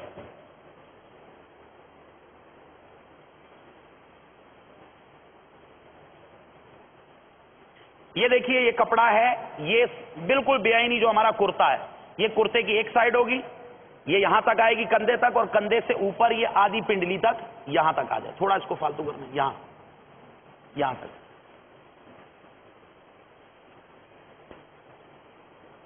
یہ وہ کفنی ہے جو بے آئینی بالکل کرتے کی طرح ہے. جیسے میں نے عرض کیا تھا یہ کرتا آپ یہ فرض کر لیجئے، دیکھیں سامنے کرتے کا حصہ ہے، یہاں پہ سلائیاں ہوتی ہیں. جیسے یہ چاک ہے، چاک یہ جو کلی بھی بولتے ہیں اس کو، چاک فرض کریں اس میں نہیں ہے، اور یہ بازو نہیں ہے. بالکل وہی کرتا ہے سیم. یہ ایک حصہ آگے کا اور ایک حصہ پیچھے کا. ہمارے چونکہ کپڑے کا عرض بڑا تھا تو اس لیے اس کو کاٹ لیا گیا. اگر سنگل عرض والا کپڑا تو وہ اس طرح اتنا ہوگا تقریباً، اور یہ پورے کا پورا آگے پیچھے آ جائے گا. اب آپ نے یہ اتنا رکھا ہے کہ آگے پیچھے دونوں طرف کم از کم پنڈلی تک آ جائے. اب اس میں گلا بنانا ہے. گلا کیسے بنے گا؟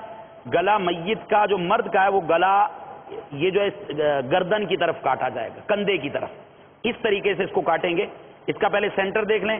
جو سینٹر ہے سینٹر میں ہلکا سا اسے وہ کٹ لگائیں گے.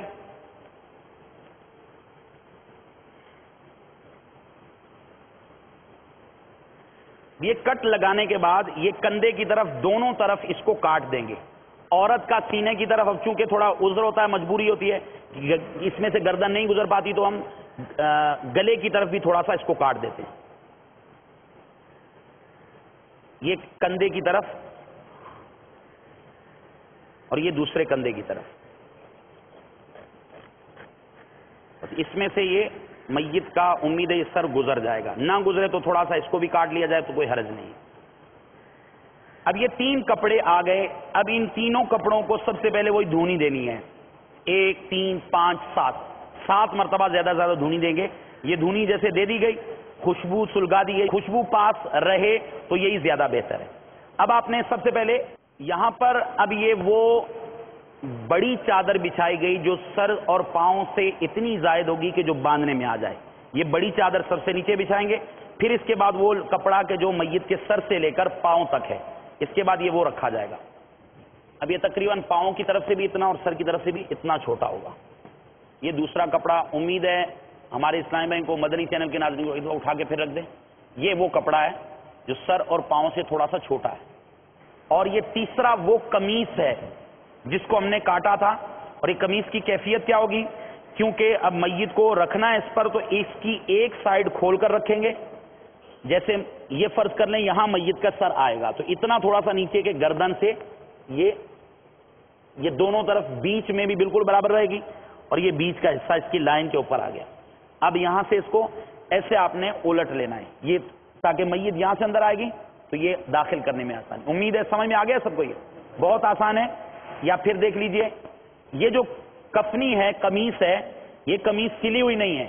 اب یہ اس کا چونکہ اس کے اندر میت کا وہ سر داخل کرنا ہے, تو اس کے لیے کیا صورت ہوگی کہ اوپر کا حصہ جو اوپر آئے گا اس کو ہم پہلے لپیٹ کے ایک سائیڈ پر اوپر کی جانب کر لیں گے, یہاں کر لیں گے, اور یہ نیچے والا حصہ ہے. اب میت کو یہاں پر رکھنا ہے. اس سے پہلے وہ دھجیاں ہیں, وہ دھجیاں آپ جو اس سے باندھا جاتا ہے, وہ دھجیاں اگر کمر کے نیچے ایک دھجی رکھی جاتی ہے, وہ دھجی رکھ لیں گے تو آپ کو آسانی ہوگی میت, تاکہ پہلے جب میت کے رکھنے سے پہلے وہ دھجی رکھ لی جائے تاکہ تکلیف کم سے کم. یہ دھجی تقریباً کمر تک آ جائے گی.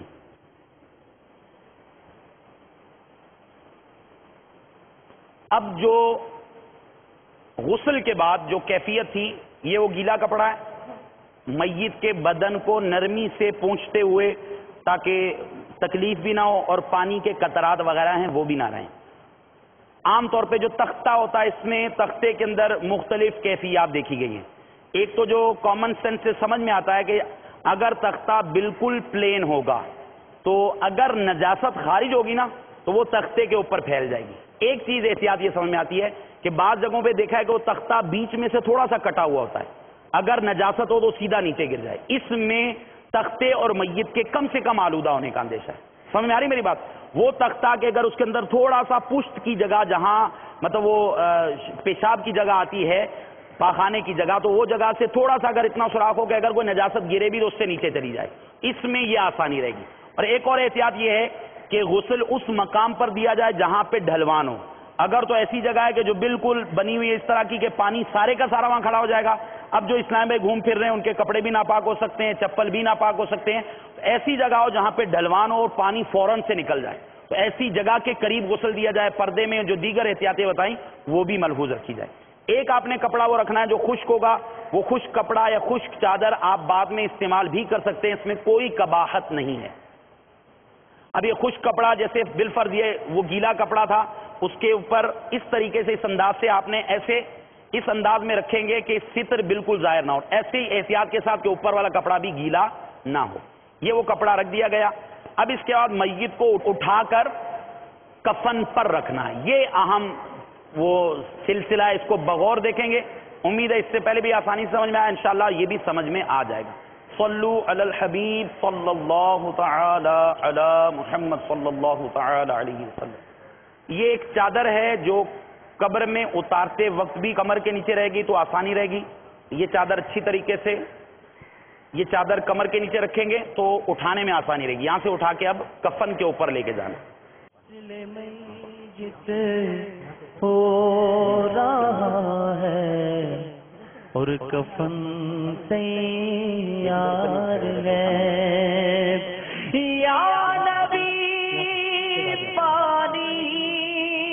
سے سارا جسم میرا دھل گیا، یا نبی پانی سے سارا جسم میرا دھل گیا، نام اعمال کو بھی غسل اب درکار ہے۔ صلو علی الحبیب صلی اللہ تعالی علیہ وسلم۔ اب جب یہ کفن پر رکھا جائے گا تو یہ چونکہ سر کا حصہ تھوڑا سا اوپر ہوتا ہے، اس لیے اسے احتیاط سے یہ گلے میں سے یہ کفنی کا حصہ گزر جائے۔ یہ کفنی کا پہنانے کا طریقہ، اس میں نیچے جو کپڑا ہے اس کو ہٹا دیا جائے۔ اب یہ پورے کا پورا ان کا جسم آ گیا۔ اب اعضائے سجود جو ہے، موضع سجود، ان مقامات پر یہ عطر وغیرہ لگا لیں، خوشبو ہو وہ لگا لیں، کافور ہو تو وہ لگا لیا جائے۔ خوشبو جیسے اعضائے سجود ہے، پیشانی ہے، پیشانی پر اس کو لگا لیا جائے، ہاتھ ہیں تو ہاتھ پر، ہاتھ نکال کے ہاتھوں کے مقام پر، اور یہ ٹخنے۔ اب اس میں ایک احتیاط جو میرے شیخ طریقت امیر اہل سنت بانی دعوت اسلامی نے مطلب ایک مدنی ذہن عطا فرمایا، مدنی پھول عطا فرمائے کہ پیشانی پر بسم اللہ الرحمن الرحیم لکھ لی جائے، اور وہ لکھنی کس سے ہے؟ یہ روشنائی سے یا انک سے نہیں لکھی جائے گی، بلکہ سیدھے آپ کی شہادت کی انگلی ہے، انگشت شہادت، اس کے اشارے سے بسم اللہ شریف لکھی جائے۔ تو اس میں بسم اللہ شریف لکھیں گے، یہ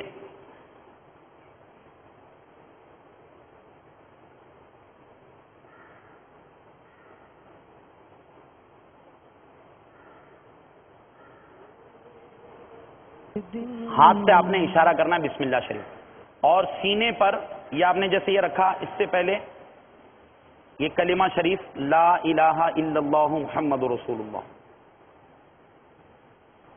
ایک دن مرنا ہے آخر موت ہے۔ یہ کلمہ شریف ہاتھ کی جو آپ کی شہادت کی انگلی ہے اس سے لکھیں گے۔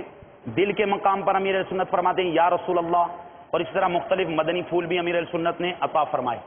آپ کو میں مدنی وصیت نامہ، اس میں امیر اہل سنت دامت برکاتہم العالیہ، اس کا صفحہ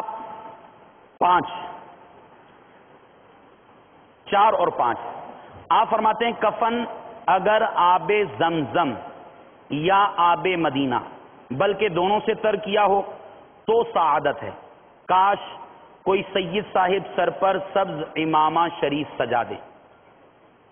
تو علماء کے لیے اس امامہ شریف کی اجازت لکھی گئی ہے۔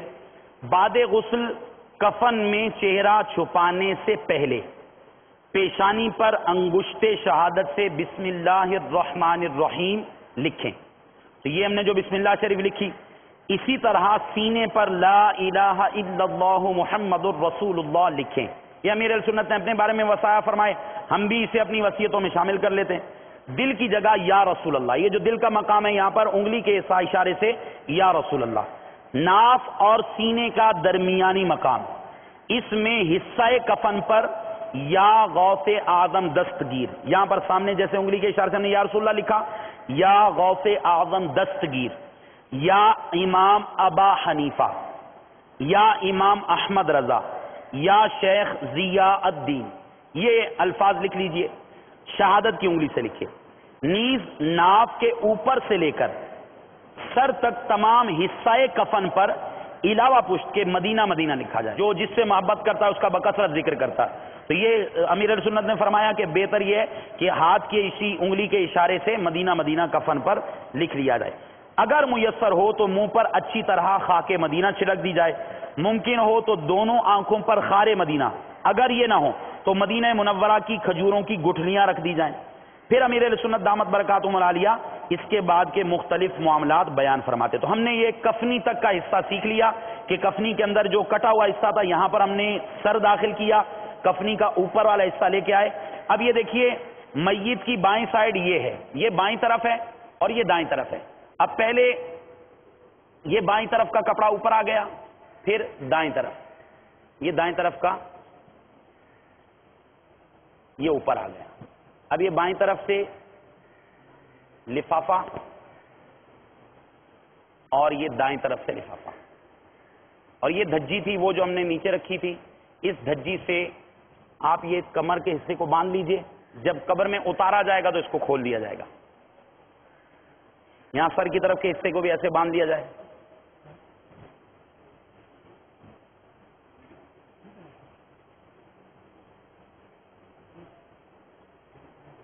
گرا اس طرح کی لگائیں گے بآسانی کھل جائے. یہ پورے کا پورا اب کفن کے اندر میت کو لپیٹ دیا گیا. اس کے بعد اس میں ایک احتیاط، جو میت کی چارپائی یا ڈولی بولتے ہیں اس کو، تو اس میں عام طور پر بعض جو ہیں وہ دونوں طرف سے کھل جاتی ہیں، جو سائیڈیں ہوتی ہیں اس کی.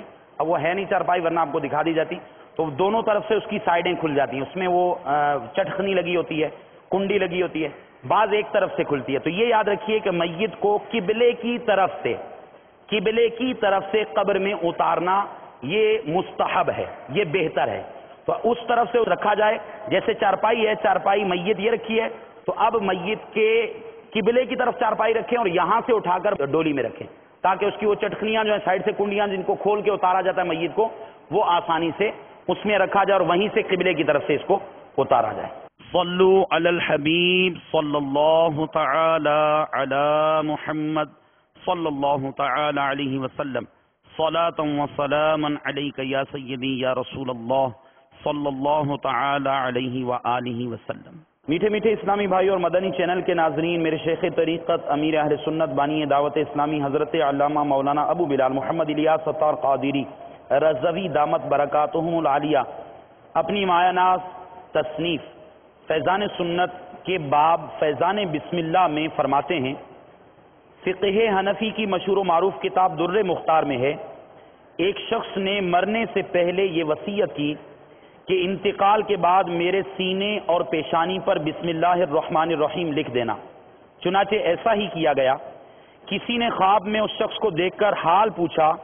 اس نے بتایا کہ جب مجھے قبر میں رکھا گیا، عذاب کے فرشتے آئے، جب پیشانی پر بسم اللہ شریف دیکھی تو کہا تو عذاب سے بچ گیا. اسی طرح امیر اہل سنت فرماتے ہیں جب کوئی مسلمان فوت ہو جائے تو بسم اللہ الرحمن الرحیم وغیرہ ضرور لکھ لیا کریں. آپ کی تھوڑی سی توجہ بیچارے مرنے والے کی بخشش کا ذریعہ بن سکتی ہے، اور میت کے ساتھ ہمدردی کی نیکی آپ کی بھی نجات کا باعث بن سکتی ہے.